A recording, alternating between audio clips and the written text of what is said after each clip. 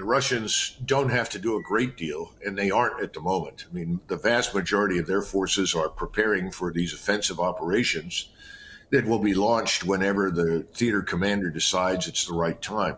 He's been waiting for an improvement in the weather, that is, for ground to freeze. He's been waiting for all the reservists to be fully integrated.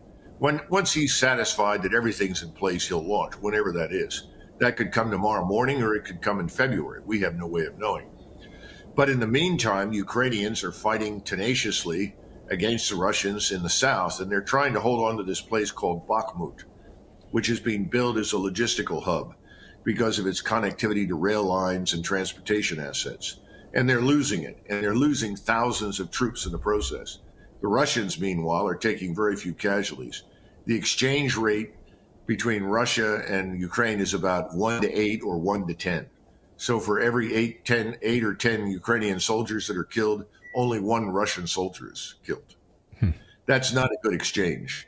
And we think that the entire Ukrainian army, excluding foreigners, that is the thousands of Polish troops in uniform or Americans and Brits and others that may be there as mercenaries, is about 194,000 effectives.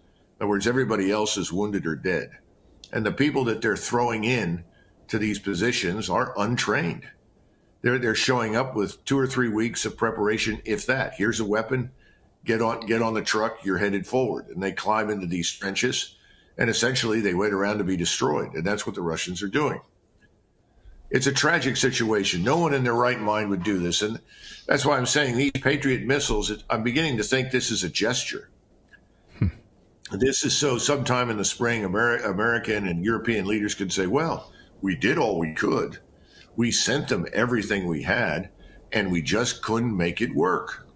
Well, this is crazy. Right. This never had any chance of success to begin with. They're lying to everybody about everything.